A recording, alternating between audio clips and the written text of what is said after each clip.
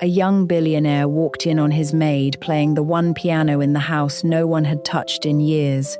She didn't see him, but in that moment, he saw everything, and nothing in that mansion would ever be the same.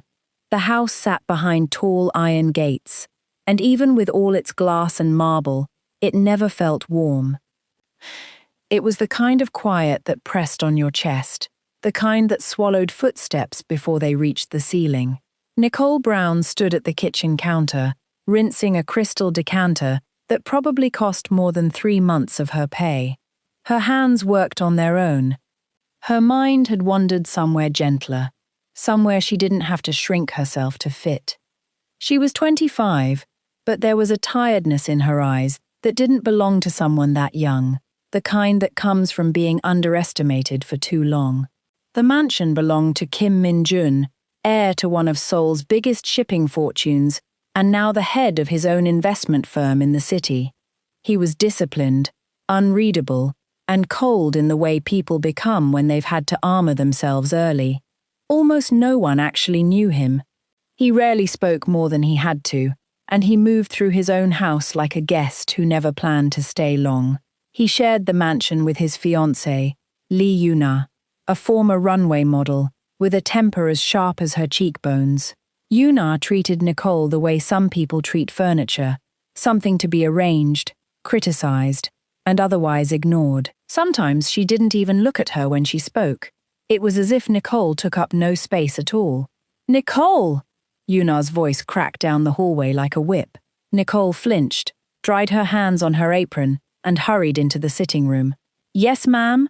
These heels are still dusty. Do I have to check everything myself?" She jabbed a manicured finger toward a pair of red-bottomed shoes on the rug. "I'll take care of it right now, ma'am." "You should have taken care of it already. Honestly, do you even think before you move?" "I'm sorry, ma'am. You're always sorry. Sorry doesn't polish shoes." Nichole knelt and gathered the heels carefully. Her chest tightened, but her face gave nothing away. She'd trained herself not to let it show. Tears never fixed anything. Not once. The front door opened. Min-jun had come home. He stepped inside in a charcoal suit, his gaze sweeping the room for half a second before he walked past both women without a word. No hello, no glance, nothing. Yuna's whole voice changed. "Baby, welcome home." Min-jun nodded once and headed for the stairs.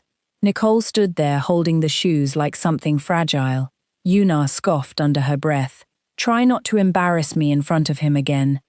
That night, in the small room off the laundry area, Nichole lay on a narrow bed and pulled a worn photograph from beneath her pillow. Her mother, laughing, standing outside a tiny hair salon, back before rent, before grief, before she learned that love could feel like a luxury reserved for other people. She whispered something close to a prayer. "Just let me get through tomorrow." She had no idea tomorrow was about to rearrange everything. Morning came the way it always did, pale light sliding over the marble floors that never quite felt warm, no matter how much sun touched them. Nichole was up before her alarm, like always. Cold shower, hair tied back, the stiff black uniform buttoned to her collarbone exactly the way Yuna insisted. By 6:30, the kitchen smelled of coffee and toast, and Nichole moved through her routine on autopilot, dusting, setting the table, wiping down silverware until it threw back the light. She caught her reflection in the polished chandelier and stopped. She almost didn't recognize the woman staring back. Hollow eyes, tight mouth, shoulders curled inward like she was trying to disappear. She used to play piano well enough that a teacher once talked about scholarships. She used to laugh without checking first if it was allowed. Now she lived in the space between orders, unseen and barely tolerated. "Still standing there?" Yuna's voice rang from the staircase. Nichole straightened instantly. "Yes, ma'am. Bring my juice. Room temperature, not cold, unless you'd like to wear it." "Yes, ma'am." Later, dusting the guest room, Nichole found a small bottle of perfume in a drawer, jasmine and something warm underneath. She held it for a second, and it brought back a memory of her mother's kitchen, faint but real. She set it down gently and kept moving. Downstairs, she heard Yuna on a video call, laughing too loudly. "She's just staff. I don't even know why Min-jun keeps her around." Nichole heard every word, the way she always did, but this time she didn't cry. She squared her shoulders and kept walking, because somewhere underneath the exhaustion, something stubborn whispered, "One day they'll actually see me." That day was closer than she thought. The house buzzed with motion the next morning. Yuna was leaving for a Fashion Week appearance in Milan, 4 days away. 2 massive suitcases sat open on the bed, while she barked instructions at no one in particular. "Min-jun," she called, applying lipstick in the mirror. "Tell the maid my silk dresses go on the padded hangers, not the wire ones. I don't want to come home to wrinkles." Min-jun stood by the window, scrolling through his phone. "Noted," he said flatly. "The car's booked for 10. If the driver's late, I'm firing him myself." By 10, luggage wheels echoed across the marble. Yuna swept past in oversized sunglasses and a blazer that cost more than Nichole's rent for the year. She paused just before the door. "Don't touch anything you don't have to, and stay out of the master suite. That's not your space." "Yes, ma'am," Nichole said evenly. Yuna didn't wait for a response. The car pulled away minutes later, and then, quiet, real quiet. Nichole stood by the staircase, broom in hand, letting the stillness settle over her like a blanket. No shouting, no slamming doors. She exhaled slowly, and a small, unfamiliar smile crept onto her face. She had passed the locked double doors at the end of the east hallway 100 times without ever asking what was behind them. The staff called it the quiet room and left it at that. One of the house's unspoken rules, like never rearranging the study or never touching Mr. Kim's coffee cup before he did. But that afternoon, dusting the hallway, she noticed the door wasn't latched. It had swung open an inch, just enough to catch the light. Curiosity got the better of her. Inside sat a grand piano, dust sheeted everywhere else in the room but the bench itself worn smooth, like it had been sat at often once, and not at all in a long time. Nichole had grown up with an old upright in her mother's living room, the one thing they'd never sold even in the worst years. Her fingers itched before she'd even decided to move. She told herself she'd just look. Then she was sitting. Then she was playing, quiet at first, a scale, a few careful bars, and then something fuller, something she hadn't let herself touch in years, because touching it meant remembering everything she'd given up. What she didn't know was that Min-jun's afternoon meeting had ended early, and his car was already turning back toward the house. In minutes, the man who had never really looked at her would hear something that stopped him cold in his own hallway. He'd let himself in quietly, expecting an empty house, and instead heard music drifting from the east wing, unmistakable, coming from a room he hadn't opened himself in 6 years. His stomach dropped before his mind caught up. He walked toward it like he was being pulled. When he reached the doorway, he stood there, frozen, watching Nichole at his mother's piano, eyes closed, completely lost in it, sunlight falling across the keys exactly the way it used to. He didn't say anything for a long moment. He couldn't. Then the floor creaked under his shifting weight, and Nichole's eyes flew open, her hands slamming still on the keys. "Mr. Kim." She shot up from the bench like it had burned her. "I'm so sorry. The door was open. I didn't think. I'll never touch it again. I swear." "Wait," he said, his voice rougher than he meant it to be. She froze halfway to the door. "That piano," he said slowly, "was my mother's. Nobody's played it since she died. Not once. Not even me." Nichole's stomach turned to ice. "I didn't know. I'm so sorry. I'll leave it exactly as I found it. Please don't. Don't apologize," he cut in quietly. "I just haven't heard it played in 6 years, and it sounded exactly the way I remembered." He stepped further into the room, something unguarded moving across his face. "Where did you learn to play like that?" "My mother taught me," she said, voice trembling. "Before I had to stop." He looked at her, really looked at her, for the first time. "I've never seen this side of you," he said. She looked up at him, and for the first time, he wasn't looking past her. He was looking at her, and in that quiet moment, Nichole understood something both thrilling and terrifying. Everything had just shifted, for both of them. The next morning felt different, though nothing had technically changed. Nichole walked past the east hallway and found the double doors closed again, latched the way they'd always been, and something in her chest ached at that.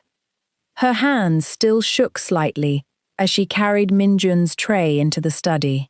He sat behind his desk, reading glasses low on his nose, sunlight cutting across the room. She set the tray down. "Your coffee, sir." He looked up. "Thank you, Nichole." Her chest tightened. "Not you. Not the maid. Her name." "You're welcome, sir," she managed. He studied her a beat longer than usual. "You don't have to call me sir every time. It's respectful." A faint smile. "Respect doesn't have to sound so stiff." She didn't know what to say, so she turned to leave. "Nichole," he said again, just as she reached the door. "Yes, sir." He hesitated, like he was deciding something. "The room stays unlocked from now on, if you want to play." She blinked, caught off guard. "Are you sure?" "I'm sure," he said, something almost soft passing over his face. She nodded back and slipped out, heart pounding the whole way down the hall. The rest of the day crawled by. Nichole kept replaying what he'd said, that he'd unlocked the one room in the house he'd kept sealed for 6 years, just for her. For months he'd barely acknowledged her, and now he was handing her the key to something that clearly still hurt him to think about. She shook her head at herself. Don't read into it. Just work. Downstairs, Min-jun sat alone with a report he wasn't actually reading. His mind kept drifting, not toward numbers, but toward the sound of that piano filling a room that had been silent for 6 years, and the way it had felt like his mother's house again, for exactly as long as the music lasted. He stood, walked to the kitchen, and made 2 cups of tea without quite deciding to. Then he carried them down the east hallway, where Nichole sat quietly at the piano, not playing, just resting her hands on the closed lid. She turned, startled. "Sir?" He held out a cup. "You looked like you needed a break." She stared at it. "For me?" He nodded. They sat together on the piano bench, sipping quietly, the dust sheets still folded in the corner where she'd left them. "You don't say much," she offered eventually. "Neither do you." She smiled despite herself. "Guess we're both used to staying quiet." "I used to talk more," he admitted. "People only ever heard what they wanted to hear." "Same," she said softly. He stood after a while, adjusting his watch. "Thanks for the quiet." "Any time," she said. As he walked off, he glanced back at the piano. "Play something tomorrow. I'd like to hear it from the hallway again." She said nothing, but her heart was loud enough to fill the hallway he'd just left. If you're already invested in this story, make sure you're subscribed so you don't miss the next one, and let me know you're still with me by dropping a heart in the comments. Trust me, the best is yet to come. The peace didn't last. 4 days after her stolen afternoon of freedom, Yuna returned like a storm rolling in off the coast. The door burst open before 10. "Where is everyone? Where's Nichole? Who touched my luggage tags?" Nichole stepped out from the kitchen, drying her hands. "Welcome back, Mom." "Don't welcome me. Just tell me why the east doors are unlocked." Nichole's stomach dropped. "Mr. Kim said it was all right." "The east doors are never all right," Yuna cut in. Already walking, she pushed into the music room and found the dust sheets folded neatly aside, the bench pulled out, a thin layer of dust disturbed across the keys. She turned on Nichole with a look that had gone past anger into something colder. "You've been in here." Nichole's voice wavered. "He unlocked it. I didn't ask to. I have been engaged to that man for 2 years, Yuna said, each word deliberate, and I have never once been allowed past that door. He wouldn't even discuss it with me. And you, she stepped closer, the maid, just walked in and started playing house with his mother's piano, like it belonged to you. That's not what happened, Nichole whispered. I don't care what happened, Yuna snapped. You don't get to touch the one thing that man has never let anyone near. Let me remind you exactly what you are here. Downstairs, the front door opened. Min-jun had just come home, and Yuna's voice climbed sharper the moment she heard him. You're nothing in this house, she hissed at Nichole. Nothing but staff who's clearly forgotten her place. Min-jun reached the top of the stairs. Yuna, she spun, forcing a laugh, though her eyes were still furious. Just reminding your maid of her place. She's been in the East Room. He looked past her to Nichole, who stood trembling, eyes lowered. Are you okay? Nichole barely whispered. Yes, sir, but her voice cracked on the last word. He heard it. His gaze turned back to Yuna, quiet, but hard now. We need to talk, he said, gesturing toward the study. As they walked away, Nichole stood alone, arms wrapped around herself, the warmth of the last few days gone cold again. But Min-jun's silence this time wasn't the same kind of silence. It was building toward something. The house held its breath that evening. Nichole folded towels in the laundry room, hands steady, mind anything but. Yuna's words kept echoing. The way she'd looked at that piano like it was evidence. The way she'd looked at Nichole like she was nothing. What stung more, though, was Min-jun saying nothing in the moment it mattered. She told herself she was used to that. But some part of her had hoped, just this once, for more. In the study, Min-jun stood with his hands in his pockets, sedative, jaw tight. She's just staff, Min-jun, Yuna said. Why does this bother you so much? You humiliated her over a room I chose to open for her. You never opened it for me, Yuna said, voice cracking despite herself. 2 years, Min-jun. 2 years and you never once let me in there. She works here, he said evenly. That doesn't mean she deserves to be treated like nothing. Yuna's eyes narrowed. So you're defending her now? I'm asking you to treat people with basic decency. That's all. Since when do you care this much about staff? His jaw tightened. Since I realized people who treat others like they're worthless usually have nothing worth respecting inside themselves. Yuna's mouth fell open. I'll be in my room, he said, turning away. Don't bother following.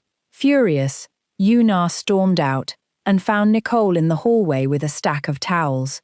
You think you've accomplished something, don't you? She spat. You think sitting at a dead woman's piano makes you special?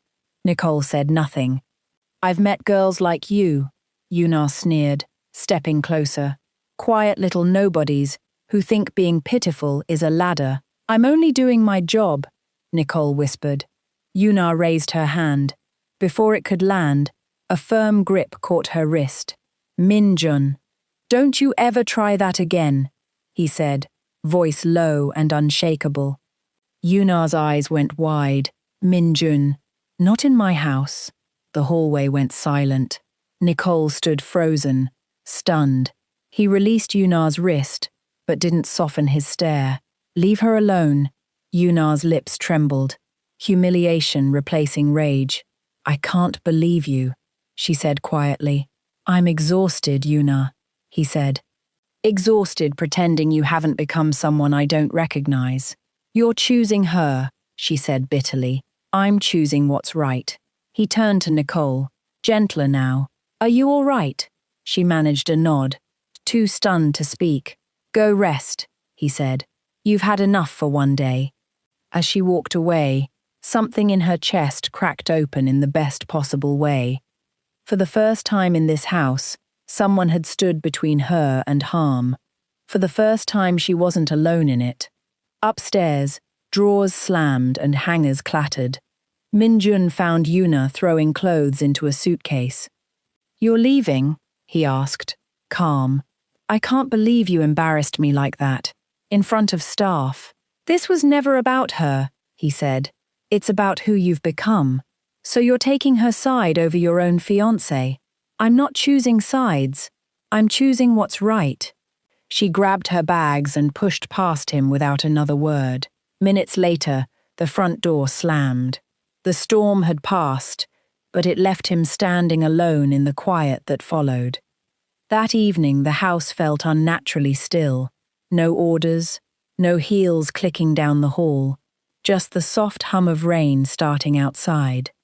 Nichole sat on the bench behind the laundry room, arms wrapped around her knees, replaying the look on Yuna's face, needing to convince herself that afternoon had actually happened the way she remembered it.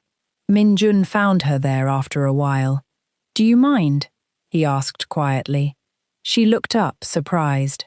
"No, sir. I mean, you can sit." He sat beside her, the bench creaking under his weight, rain tapping gently against the roof. "How long have you worked here?" he asked eventually. 8 months. "And before that?" "I cleaned tables at a diner," he nodded. "Before that?" She hesitated. "I was supposed to audition for a conservatory program. I'd already gotten the invitation. Then my mother got sick, and by the time I could think about rescheduling, she was gone.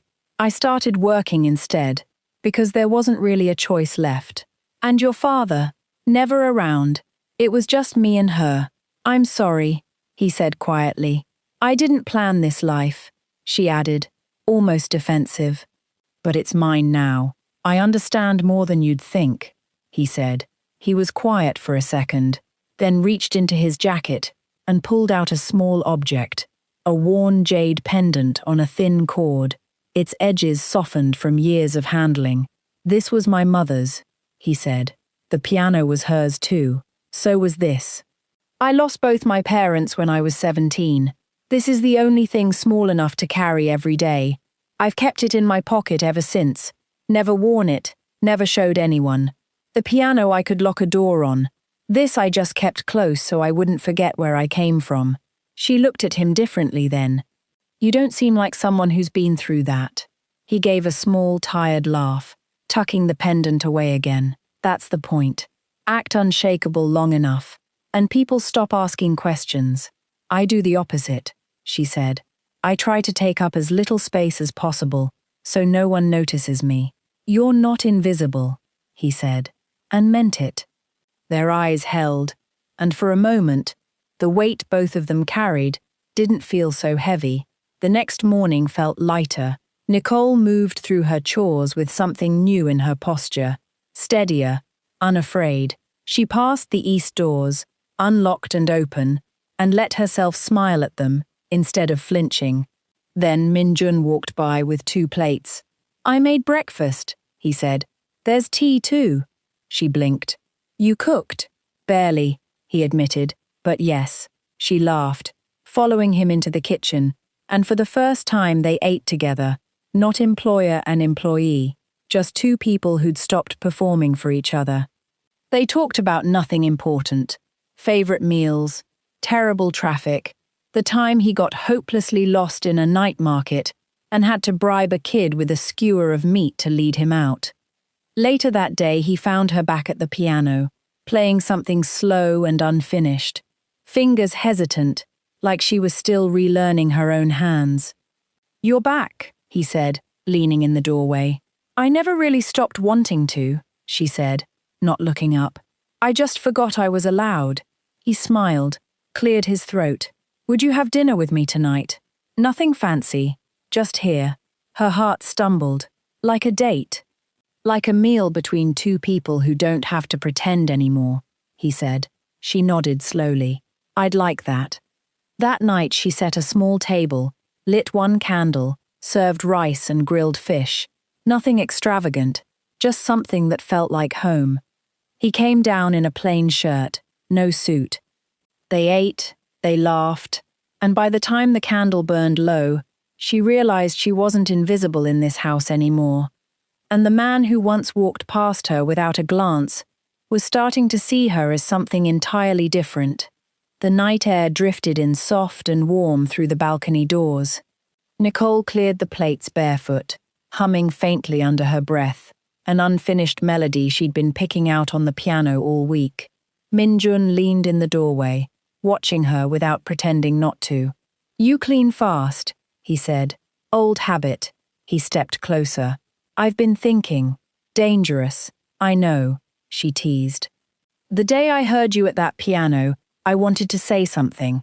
I didn't know what. I didn't mean to be unprofessional," she said, suddenly shy again. "You weren't," he said. "You were exactly yourself. This house hasn't felt like that in years."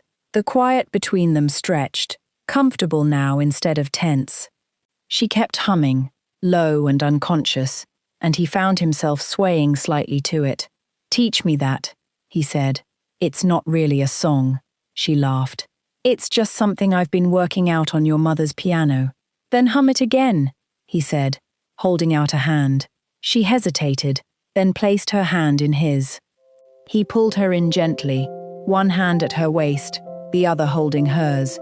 They moved awkwardly at first, him clearly out of practice, her too aware of every heartbeat, then found a rhythm anyway, imperfect but real. She rested her head against his chest. He closed his eyes. For a full minute the mansion, the money, the past, none of it existed. Just a woman, in a borrowed kind of freedom, and a man learning, finally, how to be soft. The days that followed moved like something out of a dream, quiet, steady, unhurried, no big declarations, just small things stacking up into something real. Min-jun started lingering in the kitchen, sipping tea while she cooked, occasionally attempting to help and failing spectacularly. "You're chopping that garlic like it wronged you," she teased once. "It's earned my suspicion," he replied, deadpan, and she laughed until her eyes watered. Every evening they ended up on the balcony. No agenda, just conversation under the stars, the sound of her practicing sometimes drifting up from the open east doors below. She told him about the scholarship audition she never got to take, and the small piano studio she used to imagine running one day. He told her more about the pendant, how his mother used to say it would find its way to someone worth keeping it safe for. "Maybe it wasn't supposed to just sit in a pocket," she said gently. "Why?" he asked. "Because maybe it's meant for someone to actually wear it, not just carry the weight of it alone." He didn't answer right away. Instead, he reached over and laced his fingers through hers, not pulling her closer, just letting her know, "I see you." She squeezed back, as if to say, "I see you too." The next morning, Min-jun came downstairs and found her back in her black uniform, as if the last week hadn't happened. He frowned. "Back to that?" "Some parts of who I was. I still hold on to," she said. "That's fair," he said. "But I know who I am now," she added. "Even dressed like this." He took her hand. "You were never invisible. I just wasn't paying attention." She smiled, not like someone waiting to be rescued, but like someone who had finally found her footing. That afternoon, they shared grilled corn wrapped in foil in the garden, the simplest lunch imaginable, faint piano notes still drifting out from the open east doors where she'd left the window cracked. "This feels like everything I didn't know I was missing," she said. He took her hand again. "Then let's not lose it." She looked at him, unsure. "You mean that?" "I don't know exactly what comes next," he said, "but I know I want you there for it." She didn't say yes. She didn't say no. She leaned into him instead. And sometimes that's the loudest answer there is. Saturday arrived wrapped in gold light, birds calling softly outside the windows, the scent of fresh flowers drifting through the open balcony doors. Nichole stood in front of the mirror, in what used to be the guest room, no longer just staff quarters, wearing a soft ivory dress with nothing but a plain gold hair clip. It wasn't only the clothes that had changed, it was the way she stood now, spine straight, chin up, steady. Downstairs, Min-jun paced the living room, checking his watch, straightening his collar, one hand occasionally drifting to his jacket pocket. He wasn't nervous like this before board meetings or public appearances. This was different. Nichole came down the stairs slowly, one hand trailing the railing, and Min-jun forgot, for a second, how to breathe. She wasn't the maid anymore. She was the woman who'd walked into his house and somehow turned its silence into something worth living in. "I feel overdressed," she said, breaking the quiet. "You look like you belong in a palace," he said. She laughed. "Palaces don't usually have people scrubbing bathrooms. Maybe this one does," he said. "Not anymore, though." He reached into his pocket, and instead of a velvet box, he drew out the small jade pendant on its thin cord, the one he'd carried every day since he was 17. Her breath caught. "It's not a ring," he said quietly. "It's my mother's, the only thing of hers I have left. I've never let anyone hold it, let alone wear it." He stepped behind her and fastened it gently around her neck. "It's a promise," he said, "that this house isn't a cage anymore, that you're not invisible, that whatever happens next, I want you carrying something of mine, the way I've carried it all these years." She blinked back tears, fingers brushing the small stone at her collarbone. "I never imagined someone would trust me with something like this." "You're not someone like anything," he said. "You're just you, and that's exactly who I want." They stood there, close, no music this time, no need for one, just two people who had chosen each other in a world that never expected them to. From the hallway, Yuna watched, silent, her face unreadable. She'd come back hoping to reclaim what she'd lost, only to find the house had already moved on without her. She didn't cry. She didn't shout. She just murmured, quiet enough that only the curtains heard. "He used to look at me like that," and walked away, no longer expecting anything, just someone who'd finally realized the crown had already slipped. The maid who once kept her eyes down in every hallway now walked through that same house, with her head high, a small jade pendant resting at her collarbone, hand in hand with the man who had finally learned how to truly see her. And as morning light spilled across the marble floors of that once cold mansion, Nichole smiled, because this time, she wasn't just passing through, she was home. If Nichole's story touched your heart, drop a comment and let us know where in the world you're watching from. And if you haven't already, hit subscribe for more heartfelt, cinematic stories about love, healing, and unexpected second chances. Until next time, remember, sometimes all a person needs is for someone to truly see them. Take care, stay kind, and I'll see you in the next story.